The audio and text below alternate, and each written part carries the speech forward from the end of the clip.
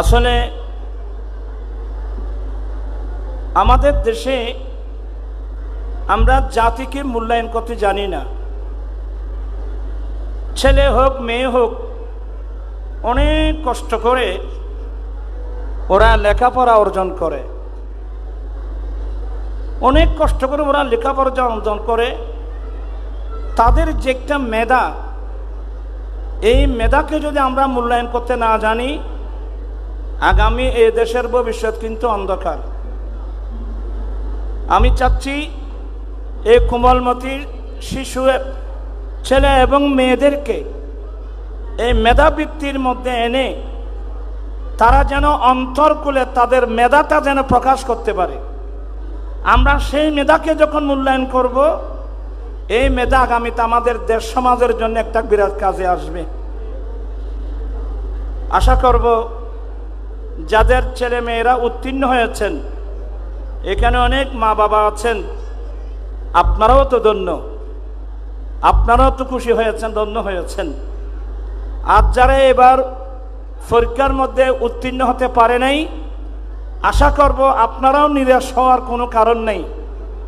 আপনারা এখন থেকে ছেলে মেয়েদেরকে এভাবে আপনারা গঠন করে তুলবেন, ইনশাল্লাহ আগামী বছর এই পরীক্ষার মধ্যে যেন আপনার ছেলে মেয়ে যেন ভালোভাবে রেজাল্ট করতে পারে, রাসবিয়া কমিটির পক্ষ থেকে ভালো পুরস্কার যেন নিয়ে যেতে পারে। আমি আহ্বান জানাচ্ছি। পাশাপাশি দুটো কথা বলবো। আসলে আমাদের সংগঠনের কর্মসূচি অনেক। এক নম্বর, যৌতুক মাদক। আমি খুব বিনয়ের সাথে বলছি, সবার দৃষ্টি আকর্ষণ করছি। রাসূল করিম, সবাই বলুন সাল্লাল্লাহু আলাইহি ওয়াসাল্লাম, মেরাজ রজনীতে, এটা বুখারী শরীফের হাদিস, আমার নবী বলেন, অর্থাৎ বুখারী কিতাবুল আশরিবার হাদিস, আমার রাসূল বলেন, আমি যখন মেরাজ রজনীতে ফিলিস্তিনের ইলিয়া নামক শহরে পৌঁছলাম, জিবরিল আমি নবীর সামনে 2 পেয়ালা নাস্তা দিল। এক পেয়ালার মধ্যে দুধ আর এক পেয়ালার মধ্যে শরাব। 2 পেয়ালা নাস্তা দিয়েছেন। আমি উভয় পেয়ালা দেখলাম। আমি উভয় পেয়ালা দেখে ফাখতারতুল লাবানা, আমি দুধের পেয়ালাটা টেনে নিলাম। রাসূল করিম সাল্লাল্লাহু আলাইহি ওয়াসাল্লাম কিসের পেয়ালা টেনে নিলেন? দুধের পেয়ালা। আমার নবী কি পান করলেন? দুধ পান করলেন। বিশ্ববাসীকে শিক্ষা দিলেন আমরা যেন দুধ পান করি। তার পাশাপাশি যে শরাব, পাশাপাশি যে মদ মাদক, আমার দয়াল নবী সেদিকে হাত বাড়ান নাই। আমাদেরকে শিক্ষা দিলেন যারা এই নবীর আমরা কলমা পড়ব, আমরা কি মাদক সেবন করতে পারবো? কি বলেন আপনারা? বিশেষ করে ছোট ছোট বাচ্চাদেরকে বলছি, বর্তমান কিশোর গ্যাং, আমাদের এই ছেলেরা ক্লাস 4, 5 এই বয়সের ছেলেরা, অনেক ছেলেরা বিপদগামী হচ্ছে, অনেক মেয়েরা পর্যন্ত বিপদগামী হচ্ছে। আপনারা ঐশী নামক যে একটা মেয়ে, কি নাম একটু বলবেন? কি নাম? ঐশী নামক একটা মেয়ে, পুলিশ সুপারের মেয়ে। এই মেয়েটা মা বাবা দুজনকে জবাই করে দিল। পত্রিকায় দেখলাম এই মেয়েটা কি করে? নেশা করে, মাদক সেবন করে, নেশা করে। যখন ছেলে মেয়েরা মাদকাসক্ত হয়ে যায়, তখন তারা ভালো মন্দ আর পার্থক্য করতে পারে না। এই যে ফটিয়া তো আপনাদের পাশে নাকি? আপনারা আমাকে একটু হেল্প করুন। ফটিয়া আপনাদের পাশে। ফটিয়ার সাবেক মেয়র মাস্টার শামসুল হক সাহেব, ওনার ওয়াইফ মারা গেল। ওনার ছেলে মাকে বলছে, আমার বাবার নমিনি আমাকে করে দাও। এই ছেলেগুলো কিন্তু মাদক সেবন করে। মা বলতেছে না, তোমাকে কিভাবে দেব? যখন কয়েকবার বাড়াবাড়ি করলো, এই মাতাল ছেলে মাতাল অবস্থায় কোমর থেকে পিস্তল বের করে মায়ের মাথায় গুলি করে মাকে মেরে ফেলছে। প্রাণ পিছনে বেরা, আমরা কি এখনো মাদক সেবন করব? মাদককে আমরা লালন পালন করব? আমরা সবাই এক বাক্যে হাত উঠার সমস্ত আমরা সিদ্ধান্ত নেব, মাদক আমরা পয়সা দিয়ে মাদক ব্যবহার করা দূরের কথা, কেউ মুফত দিলেও আমরা মাদক সেবন করব না। সবাই হাত উঠায় বলতো আমরা মাদক সেবন করব না। সময় সংক্ষেপ, আমি এভাবে বলতে গেলে আর আশ্চর্য হয়ে যাবেন। আমি বাংলাদেশ সরকারের কাছে অনুরোধ জানাচ্ছি, আগে অনুরোধ জানাচ্ছি, এই যে মাদক, আমাদের দেশে মাদক বিক্রি করার সরকারে কিছু লাইসেন্স দেওয়া হয়েছে। এই দেশের মধ্যে মাদক আমদানি করার, মাদক ব্যবহার করার রাষ্ট্রের পক্ষ থেকে লাইসেন্স দেওয়া হয়েছে। আজকের এই অনুষ্ঠান দাবি জানাচ্ছে অনতিবিলম্বে মদের লাইসেন্স বাতিল করা হোক। মদের লাইসেন্স বাতিল করা হোক, করতে হবে। প্রশাসনের দৃষ্টি আকর্ষণ করছি, এতগুলো প্রশাসনিক ব্যবস্থা থাকা সত্ত্বেও একদিক দিয়ে পুলিশ, একদিক দিয়ে বিজেপি, একদিক দিয়ে বাংলাদেশের আর্মি, একদিক দিয়ে নেভি, এতগুলো প্রশাসনিক ব্যবস্থা থাকা সত্ত্বেও এই দেশে মাদক দ্রব্যগুলো আসে কিভাবে? এগুলো আসে কিভাবে? আজকে দেখেন গোটা বাংলাদেশের মধ্যে আমাদের আহলে সুন্নাত ওয়াল জামাতের পক্ষ থেকে যে আন্দোলনের কর্মসূচি, অনেক বাধা বিঘ্নতা সত্ত্বেও হাজার হাজার লক্ষ কর্মী নেমে গেছে। আমার ভাই একজন মাওলানা রইসউদ্দিন, এই মাওলানা রইসউদ্দিন কি অপরাধ করেছিল? সেই তো আমাদের একজন কর্মী। আমরা একসাথে সেদিন 26 তারিখ গিয়েছিলাম কোথায়? ঢাকা প্রেস ক্লাবে। কি জন্য গিয়েছিলাম? এটা তো একটা রাজনৈতিক কোনো ইস্যু ছিল না, এটা তো কোনো রাজনৈতিক কোনো ইস্যু ছিল না। ফিলিস্তিনি মুসলিম ভাই বোনের পক্ষে সংহতি প্রকাশ করার জন্য, জালেম ইসরায়েলকে ধিক্কার দেওয়ার জন্য উনি আমাদের সঙ্গে সেখানে গিয়েছিল। আমি অন্তর্বর্তীকালীন সরকারের প্রধান মহোদয়ের দৃষ্টি আকর্ষণ করছি, আপনি মসনদে থাকতে একজন মসজিদের খতিবকে কিভাবে শহীদ করতে পারলো, আপনাকে কিন্তু জাতির কাছে জবাবদিহি করতে হবে। অনতিবিলম্বে এর হত্যাকারী যারা, ওদেরকে গ্রেফতার করা হোক, ওদেরকে বিচারের কাজ করায় দাঁড় করানো হোক। যারা এই কাজটা করাচ্ছে, আমি বলবো এরা এই দেশের কোনো নাগরিক নয়, এরা মূলত ইসরায়েলের দালাল। এরা ইসরায়েলের দালাল ছাড়া কেউ এই কাজ করতে পারে না। এরা ইসরায়েলের দালাল হতে পারে, এরা কোনো মুসলমান এই দেশের কোনো ইমান হতে পারে না। আজকে দুঃখ লাগে। এর পাশাপাশি যৌতুক যে একটা মারাত্মক ব্যাধি। আমি অনেক মাহফিলে বলছিলাম, এখন তো অন্তর্বর্তীকালীন সরকার, যখন নির্বাচিত সরকার ছিল, আমি বারংবার বলছি যে দেশের প্রধানমন্ত্রী মহিলা, বিরোধী দলীয় নেত্রী মহিলা, স্পিকার মহিলা, শিক্ষামন্ত্রী, এতগুলো মহিলা মন্ত্রী থাকতে এই দেশের হাজার হাজার মেয়েদের উপর কেন জুলুম করা হলো? যৌতুক প্রথা থাকতে পারে কিভাবে? ঠিক কিনা ভাইরা? আবার এরা করে নাই। আমি গুনাহগার একজন মোল্লা মানুষ, আমার প্রিয় ছেলেদেরকে নিয়ে আজকে 16 বছর এ বাংলা জমিনে যৌতুকের বিরুদ্ধে আন্দোলন করে আসছি। সেই আন্দোলনের ফসল আজকে তো আপনারা চোখে দেখলেন। একজন হাফেজ ইফতেখার যৌতুকবিহীন কি করেছেন? বিয়ে করেছেন। হাজার হাজার ছেলে যৌতুকবিহীন। আর এখানে না, আমি দুবাই, আবুধাবি, মাস্কাট, কাতার, সৌদিয়া, আমি যেখানে গিয়েছি ওখানে হাত উঠায় উঠায় ওয়াদা নিয়েছি। এবং আপনারা, এটা হচ্ছে আমাদের ছেলে, এটাও গত সপ্তাহের মধ্যে যৌতুকবিহীন বিয়ে করেছেন, আগামী বৃহস্পতিবার পড়বেন, ওলিমা খাওয়াবেন আমার নবীর সুন্নাত মোতাবেক। সবাই বলুন মারহাবা। আল্লাহ কবুল করুক। আমি এখানে যে ছেলেরা আছো, তোমরা কি নবীর সুন্নাত মোতাবেক যৌতুক ছাড়া তোমরা কি বিয়ে করতে পারবে না? কারা কারা পারবে? হাত উঠাই বলতে হবে কারা কারা করবে। আল্লাহু আকবার।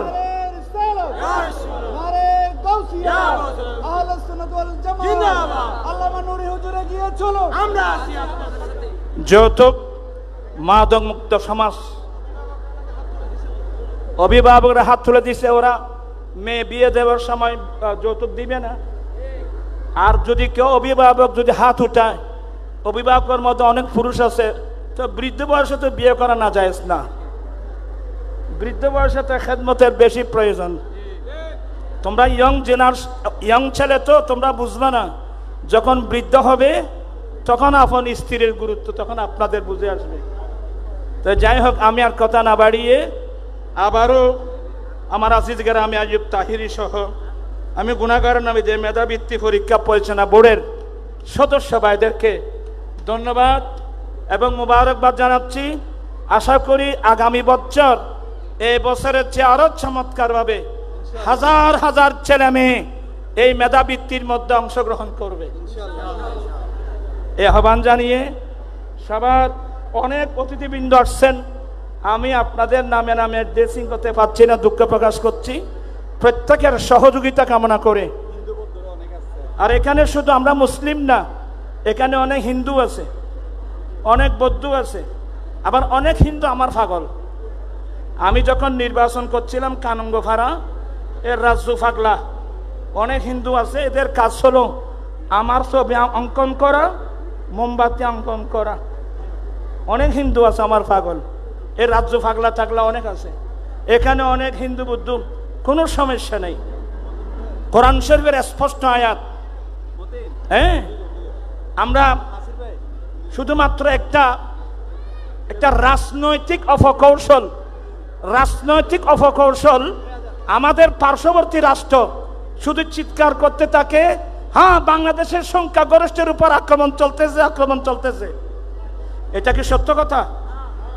এটা কোনো সত্য কথা নয়। আমাদের পাশে তো হিন্দু ভাড়া, আমাদের সাথে কত ঘনিষ্ঠতা আছে, কোনো বিদ্বেষ নেই, কিছু নেই। এটা একটা রাজনৈতিক একটা স্বার্থ সিদ্ধির জন্য এই সমস্ত মিথ্যে বলিগুলো উড়াই দেয়। আমরা এগুলোর জন্য ধিক্কার জানাচ্ছি।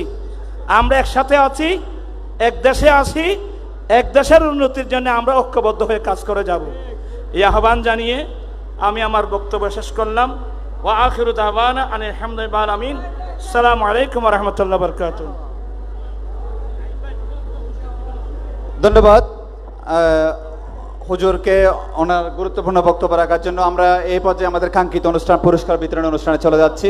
আমি সর্বপ্রথম আল্লামা নুরি মেধাবৃত্তি পরীক্ষা পরিচালনা বোর্ড চন্দনের সাতকানিয়া আংশিক জোনের পক্ষ থেকে আমাদের আল্লামা নুরি হুজুর কেবলাকে ফুল দিয়ে শুভেচ্ছা জানার জন্য অনুরোধ জানাচ্ছি। আমাদের নেতৃবৃন্দ, আমাদের চন্দনের জোনের সকল নেতৃবৃন্দকে আল্লামা নুরি হুজুর কেবলাকে ফুল দিয়ে বরণ করে নেওয়ার জন্য অনুরোধ জানাচ্ছি। সবাই মারহাবা বলুন, সবাই মারহাবা বলুন। আমাদের আল্লামা নুরি হুজুর কেবলাকে ফুল দিয়ে বরণ করে নিচ্ছেন আমাদের চন্দনের সাতকানিয়া জোনের নেতৃবৃন্দ। সাথে সাথে ফুল দিয়ে বরণ করে নেওয়ার জন্য আমি অনুরোধ জানাচ্ছি আমাদের আরেকজন অভিভাবক অধ্যক্ষ আল্লামা মুফতি আহমদ হোসেন আল কাদের হুজুরকে ফুল দিয়ে বরণ করে নেওয়ার জন্য অনুরোধ জানাচ্ছি। আমাদের অধ্যক্ষ আল্লামা মুফতি আহমদ হোসেন আল কাদের হুজুরকে ফুল দিয়ে বরণ করে নেওয়ার জন্য অনুরোধ জানাচ্ছি। হারুন ভাই একটু দ্রুত করবেন, যেহেতু আমাদের মা বোনেরা অনেক কষ্ট করেছেন, ওনারা 2টা থেকে এখানে এসেছেন। এই পর্যায়ে আমাদের আজকের অনুষ্ঠানের সম্মানিত সংবর্ধী অতিথি, আমাদের প্রাণপ্রিয় ব্যক্তিত্ব, দাওয়াত ইমানি বাংলাদেশের চেয়ারম্যান, যিনি বাংলাদেশের আনাচে কানাচে সুন্নিয়তের দাওয়াত দিয়ে যাচ্ছেন, পীর আল্লামা মুফতি গিয়াসউদ্দিন আত-তাহেরি হুজুরকে সম্মাননা ক্যাশ প্রদান করবেন আঞ্জুমান রজবিয়া নুরিয়ার ট্রাস্টের পক্ষ থেকে। আল্লামা নুরি হুজুর কেবলা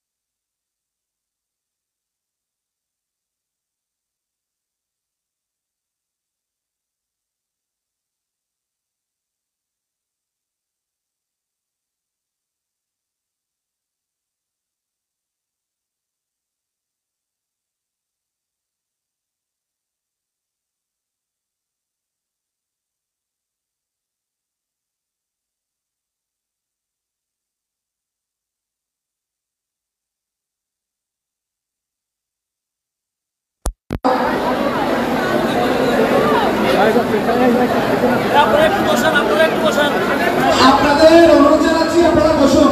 তৃতীয় শ্রেণীর এক গ্রেড গুলো আনেন, তৃতীয় শ্রেণীর এক গ্রেড গুলো আনেন, তৃতীয় শ্রেণীর এক গ্রেড দ্রুত দ্রুত, তৃতীয় শ্রেণীর এক গ্রেড। হাত থেকে হাত পাই।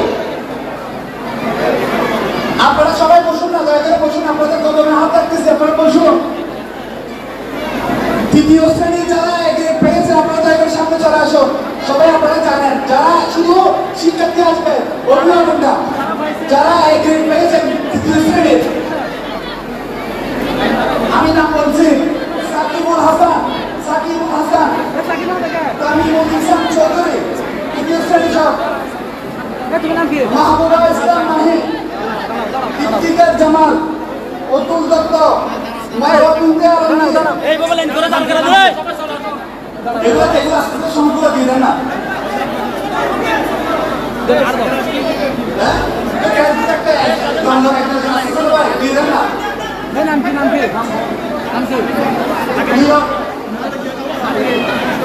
ভাই নাম বলার সাথে সাথে শুনুন, নিয়ে আসেন, দেখে করবেন, দেখে করবেন। ওই আগে দেখো ভাই,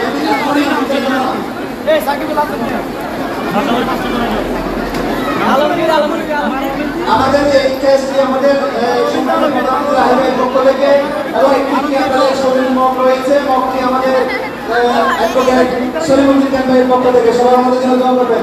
এবং ট্যালেন্টফুল যে ব্যক্তি আপনারা ব্যাগটা বানাইছে, এই ব্যক্তি আমাদের আওয়াজম দুবাই প্রবাসী মোহাম্মদ দেলোয়ার ভাইয়ের পক্ষ থেকে, মোহাম্মদ দেলোয়ার ভাইয়ের পক্ষ থেকে এই 21,21টি ব্যাগ সবাইকে দেওয়া হয়েছে। নাম বলছো কেন?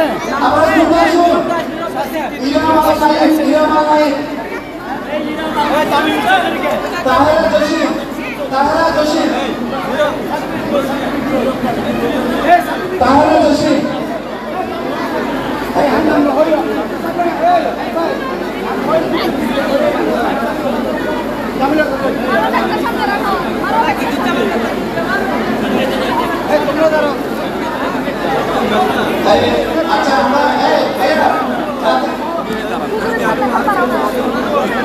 সামনে থেকে সরে যাবে। আপনারা যারা পুরস্কার গ্রহণ করতেছেন আপনারা চলে যেতে পারবেন।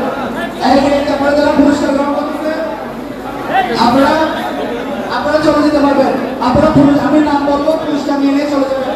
হুজুর আপনারা নাস্তা করে পড়ে মাগরিবের নামাজটা আদায় করে নিলে অনেক ভালো হবে।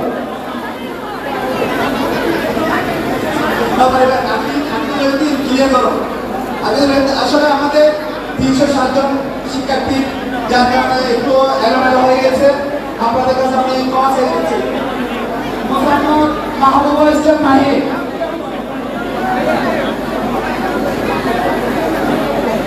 আসলে